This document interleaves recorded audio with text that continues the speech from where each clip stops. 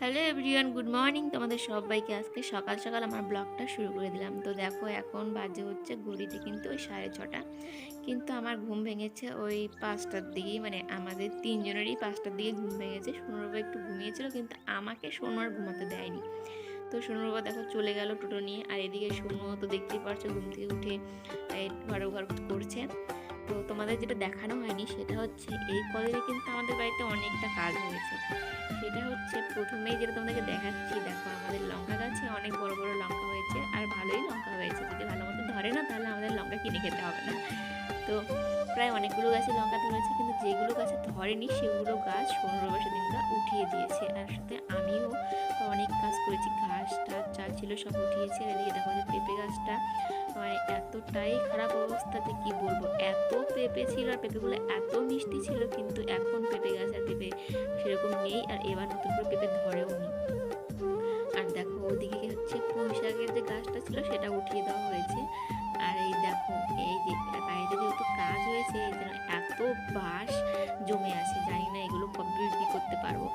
মানে অনেকে দেখবে হচ্ছে গ্যাসে রান্না করে না, উনানে করে। তো কবে তাদেরকে পাবো, তারপরে দিয়ে দিতে পারবো, তারপরে শান্তি, কয়েকটা টাকা আসবে, তাই না? আর এদিকে দেখো আমাদের বেড়াগুলো কত সুন্দর লাগছে এখন, যদিও টিনের কিন্তু তবুও ভালো লাগছে, কারণ আগে সব ভাঙাচোরা টাইপের ছিল, আর এখন ওগুলো খুলে সব ভালো মতো করেছে, ভালো লাগছে এই জন্য। আর এদিকে বাথরুমের পিছনটাও কিন্তু সুন্দর করে করা হয়েছে। শুধু যেটা করা হয়নি সেটা হচ্ছে আমাদের কুয়ার পাড়ের যে বেড়াটা, এটাই করা হয়নি, মানে বাঁশ সব শেষ হয়ে গিয়েছিল, এর জন্য ঠিক মতো করা হয়নি। আর সব থেকে যেটা ভালো লাগে সেটা হচ্ছে আমাদের ঘরের পেছনের বেড়াটা, এত ভালো লাগছিল দেখতে, সত্যি বাড়িটাই একদম অন্যান্য লাগছে। আর সব থেকে দুঃখের যে বিষয় সেটা হচ্ছে আমাদের এইখানটায় ছিল আগে গন্ধ পাতার গাছ, আর এখন সেই গাছটা নেই, এর জন্য সোনার বাবার ভীষণ মন খারাপ। আর ওই দেখো বাথরুমে আমি জামা কাপড় রেখেছি, এগুলো ধোয়াধুয়ি করে স্নান করবো। আর দেখো আকাশের অবস্থা কিন্তু আজকে খুব একটা ভালো নেই। আর এদিকে দেখো আমাদের লাউ গাছ আগে হচ্ছে বাথরুমের চালের উপর ছিল, কিন্তু কবে যে এরকম বারান্দাতে উঠে গেছে সেটা আমরা খেয়ালও করিনি। তো একদিন আমি হঠাৎ করে দেখি, আর এরকম দেখে না ভীষণ অবাক হয়ে যায়, যে বুঝতেই পারলাম না কবে লাউয়ের শাকগুলো সব একদম চালের মধ্যে এসে গেছে। তো দেখো আমার কিন্তু উঠোন টুন ঝাড়া অনেকগুলো হয়ে গেছে, মানে সোনুবাবু কাজে যাওয়ার আগেই হয়ে গেছে। আর এই যে বাইকটা দেখো কিরকম মাঝখানটা রেখে গেছে, যেহেতু ওখানে বাঁশ রাখা আছে এর জন্য এখানটা রেখে গেছে, আর কি করা যাবে বলো।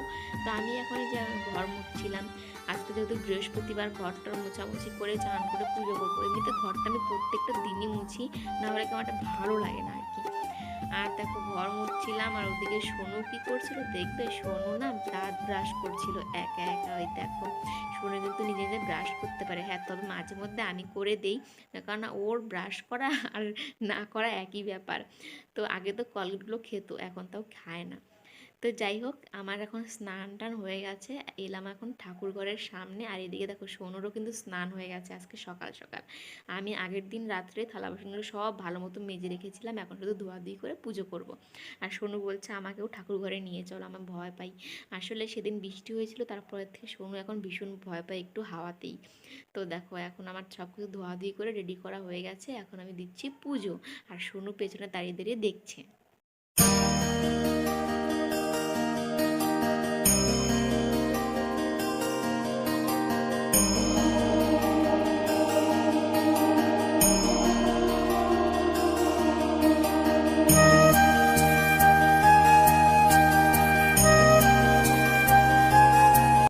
তো দেখো এখন আমার পুজো করা হয়ে গেছে, আর আমার কাজ ছিল এখন মেন যেটা, সেটা হচ্ছে এক বালতি জামা কাপড় ছিল যেগুলোকে মেলে দেওয়া হয়নি। অন্যদিন কিন্তু আমি স্নান করে এসে জামা কাপড় মেলে দিই, কিন্তু আজকে ভাবলাম আগে পুজোটা করে নিই, তারপরেই জামা কাপড়গুলো মেলে দিই। তো আমার এই রশিটা এতটাই উপরে, আমার মেলতে ভীষণ অসুবিধা হয়, কিন্তু তবুও ম্যানেজ করে নিই, কারণ আর নিচে হলে না সারাক্ষণ গায়ের সাথে লাগালাগি হয়, এর জন্য একদম ভালোই লাগে না। তো আমি এই যে কাজকর্মগুলো করছি, আর শোনো কিন্তু হাঁ করে বসে বসে দেখছে আমাকে। আসলে তো বললামই তোমাদেরকে, ওই বৃষ্টির পরের থেকে শোনো ভীষণ ভয় পাচ্ছে। আসলে কি হয়েছে, টোটোটার উপরে যে প্লাস্টিকটা মানে লাগানো আছে সেখানে জল জমেছিল, আর সোনুর বাবা না সেই জলটা ফেলে দিয়েছে, আর একটা শব্দ হয়েছে, ব্যাস ওই দিক থেকে সোনুর ভীষণ ভয়। আর আজকে সোনুকে সকাল সকাল স্নান করেছি কেন, তারও পিছনে একটা হচ্ছে বড় কারণ, সোনু আজকে হাগু করেছে, তাও আবার ঘরের মধ্যে। আর তখন আমি স্নান করতে গিয়েছিলাম। তো তারপরে আমি এসে সব পরিষ্কার করি, ধোয়াধুয়ি করি, স্নান করাই, এই হচ্ছে ব্যাপার। তো দেখো এরপর আমি চলে যাই রান্নাঘরে। আর রান্নাঘরে আমি আগের দিনই মটরগুলো ভিজিয়ে রেখেছিলাম ঘুগনি বানাবো বলে, আর শোনো না তাকিয়ে তাকিয়ে দেখছে। আর জানো সোনু আজকে হাগু করেছে, ভীষণ কান্নাও করেছে, ওর ভীষণ কষ্ট হচ্ছিল ঘরে হাগু করেছে বলে। তো যদিও সেরকম কোনো কিছু নোংরা করেনি, শুধু পাটির মধ্যে করেছিল, সেটা ধুয়ে দিয়েছি।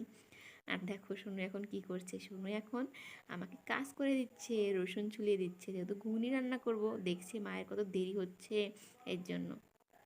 তো দেখো ওইদিকে আমি ভাত বসিয়েছি, আর এই দেখো আমাদের পেঁপের অবস্থা, পেঁপেটা একদমই নষ্ট হয়ে গেছে, অনেকে বলছে আমাদের গাছে নাকি নজর লেগেছে।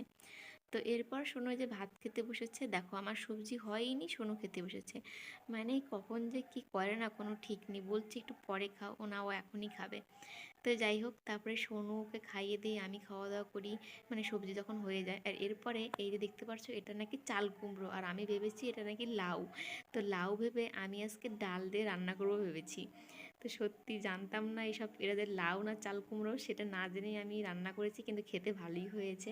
এদিকে দেখো হচ্ছে আমার ঘুগনি, আর এদিকে আছে হচ্ছে আমার চাল কুমড়ো দিয়ে মুসুরের ডাল। ভাবো সত্যি আমি চাল কুমড়ো আর লাউ এখনও চিনতে পারি না।